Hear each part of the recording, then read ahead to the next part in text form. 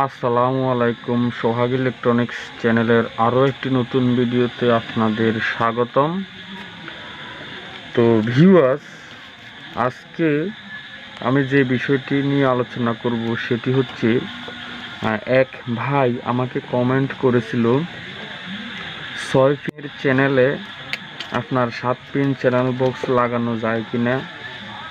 এরপর আপনার 8 প্রিন্টের চ্যানেল যেখানে সেখানে 6 প্রিন্ট বা 7 প্রিন্টের চ্যানেলে সেখানে 5 প্রিন্ট চ্যানেল বক্স লাগানো যায় কিনা।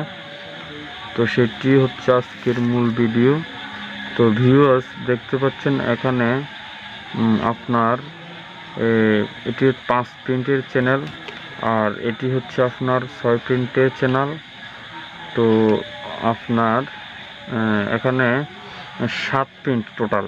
এটি হচ্ছে আপনার 6-1 আর এটি হচ্ছে 5-1। এরপর আপনার এখানে 6-2 থাকে, 5-2 থাকে।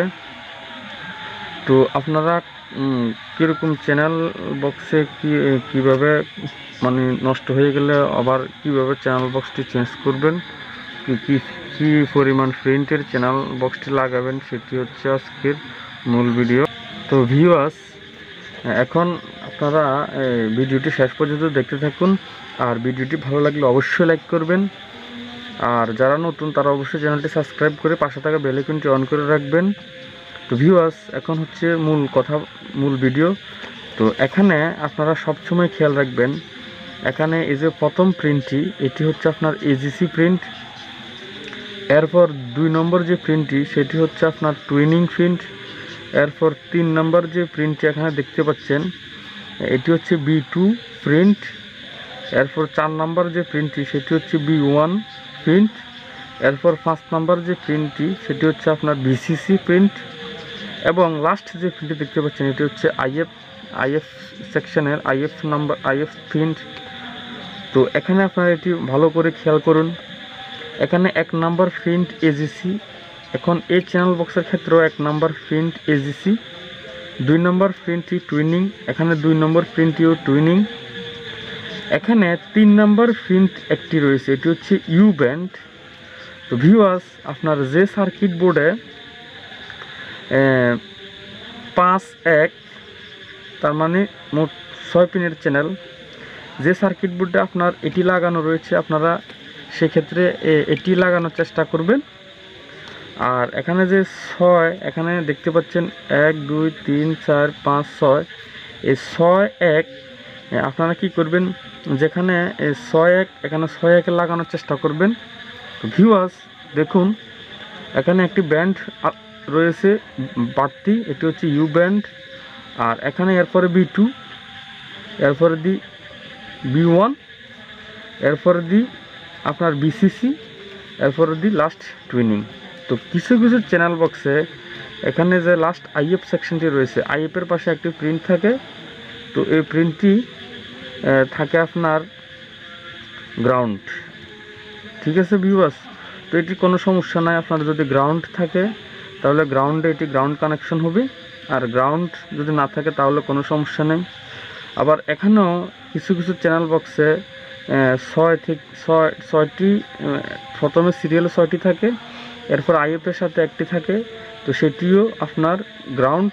তো গ্রাউন্ডের সাথে গ্রাউন্ড থাকলে কোনো সমস্যা নেই। এরপর এখানে সমস্যাটি আপনার 5 প্রিন্টের জায়গায় যদি আপনি 6 প্রিন্ট চ্যানেল বক্সটি লাগান তাহলে আপনার কি হবে, আপনার এই যে এখানে এই ব্যান্ডটি উলটপালট হয়ে যাবে। আপনি যদি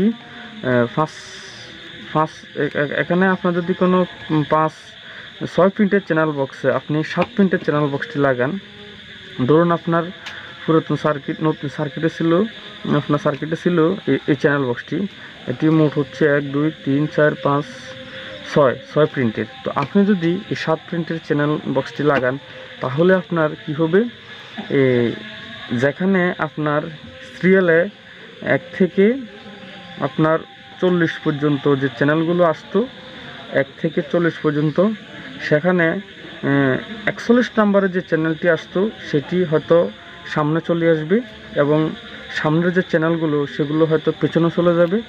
আপনার এরকম সমস্যা হতে পারে। কিন্তু সবগুলো চ্যানেলে আসবে। আপনার এখানে ব্যান্ড চেঞ্জ হওয়ার কারণে এটি হয়। 6-1-এর জায়গায় 5-1 এবং 5-1-এর জায়গায় 6-1 লাগালে এরকম সমস্যা হয়। যেখানে 5 ভোল্টের চ্যানেল বক্স মডিফাই করে আপনারা কীভাবে 33 ভোল্ট চ্যানেল বক্সটি লাগাবেন সেরকম ভিডিও দেওয়া আছে, আপনারা সেটি দেখে আসবেন। 5 ভোল্টের যে চ্যানেলগুলো আছে সেগুলো কিভাবে আপনারা 6 পিনের জায়গায় 7 পিন এবং 7 পিনের জায়গায় 6 পিন বা 5 পিন এই জাতীয় চ্যানেল বক্স লাগাতে পারেন, কোনো সমস্যা নাই। শুধু আপনার ব্যান্ডটি চেঞ্জ হয়ে যাবে। আর ঠিক পিন যেখানে যেটি সেটি লাগালে সবচেয়ে ভালো। তো ভিউয়ার্স, আশা করি বুঝতে পেরেছেন আপনারা। আপনাদের ভিডিওটি শেষ পর্যন্ত দেখার জন্য আপনাদের অসংখ্য ধন্যবাদ।